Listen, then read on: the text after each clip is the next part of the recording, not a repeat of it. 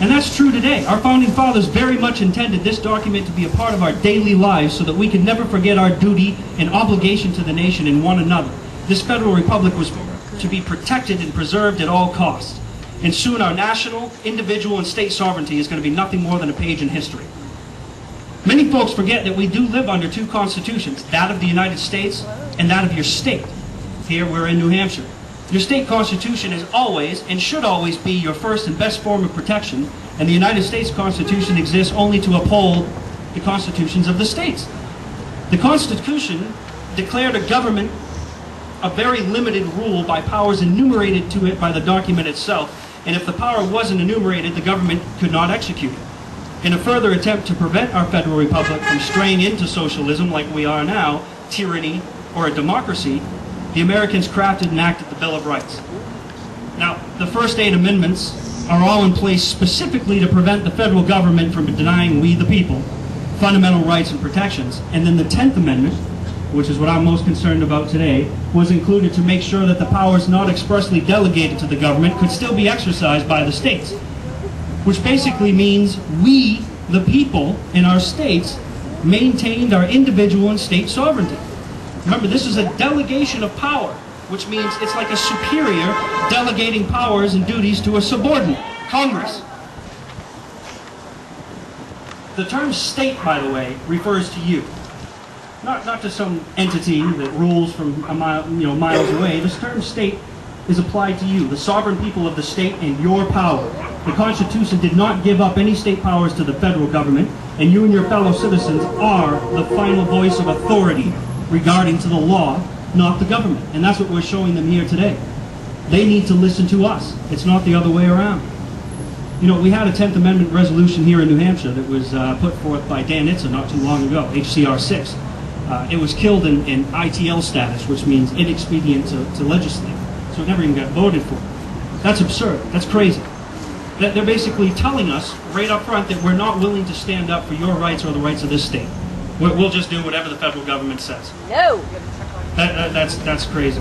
Nowhere in the Constitution can you read that private banks can use the American people as private banks can use the American people as collateral. Nowhere in the Constitution does it say government should pay for mortgages for irresponsible people. Nowhere does the Constitution state we must save corrupt businesses in the event they're too big to fail. The Constitution does not include power to override state laws. The government does not possess unlimited jurisdiction, and the power was and is intended to be limited, and the rest is to be handled by the states or locally by you, the people. Think about that for a moment. That's what we're supposed to live. And just look around at where we've ended up. I've got something with me here today. It's a phone number. And this phone number goes to Carol Shea Porter's office. On speed dial. And I'm going to share it with all of you. Anybody that's got a cell phone, I urge you to get it out right now. Calling on the way home. She's on speed dial. Our fine Representative Carol's number is 603-743-5956, and that's her office right here in Dover. And if anybody wants her Manchester office or her Washington office, we'll get you that right afterwards. But I think we should give her a call right now. 603-743-5956. 743-5956. And we have a real simple message for her today. And we should all just say the same thing. And it's in honor of the 10th Amendment, so we can send our representatives at every level of government a simple reminder. And we should do this on the 10th of every month. Basically, it's just going to be Congresswoman Porter. This is a friendly reminder that we still believe in the 10th Amendment and the Constitution of the United States. Please represent me accordingly, or we will replace you with someone that will. See if anybody answers. It's busy, Sharon. It's busy. It's still busy. Yeah. Well, we'll keep trying her all day. And at our Manchester event tonight, I'm sure we'll get her voicemail because the office will be closed and we'll all shout in unison and get that going. But anybody who wants her her number or any other elected official's number, come see me afterwards and we'll give them a call together. You know, and again, I would urge everybody to do that on the 10th of every month. Give them a little 10th Amendment reminder. These acts, this movement, has to be more than just symbolic. It's going to take a lot of hard work after today's events. This is a great cause. I'm glad everybody showed up, but we're going to have to roll our sleeves up and really stay engaged after this. We can't continue to wait for things to get worse. They are worse right now. We have a unique opportunity right now, this very minute. Right now, we can build on this momentum, rally the troops, engage those that have been on the sidelines, and promote what could be the most serious resistance against this national government in our lifetimes.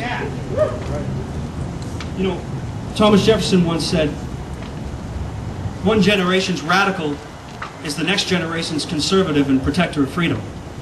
And I believe that to be very true. So let them call you radicals and extremists, because you know your grandchildren will bless you for it later on.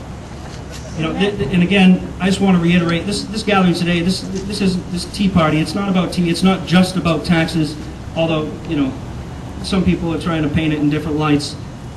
It's about liberty and freedom. It's about integrity, principles, and values, and it's high time we stopped electing people that can win and started electing people that should win. Yes! Don't be fooled by the rhetoric that you're going to hear this week. America is the greatest experiment, the most amazing leader, the most awe-inspiring superpower and charitable nation in the history of the world. But she's still not too big to fail. America can and only would be destroyed from the inside, and only if we sit by and allow her to be. That's right. We can't let that happen. No way. We might give lip service to the notion of freedom. We know the government is no longer the servant of the people, but at last she has become the people's master. We've stood by like timid sheep while the wolf killed. First the weak, and then the strays, and then those on the outer edges of the flock, until at last the entire flock belonged to the wolf. Jerry Spence said that in Freedom to Slavery, and I think it applies very much so now. You know, and I've talked for a while now, so I'm just going to wrap it up, but there's 286 words in the Gettysburg Address. The Lord's Prayer is only 66 words. There's 1,322 words in the Declaration of Independence.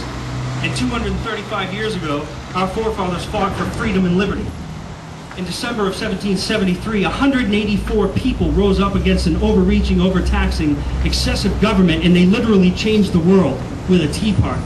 Today, here on this spot, right now in Dover, the Second American Revolution is underway. Thank you all very much for showing up. I hope a lot of you can make it down.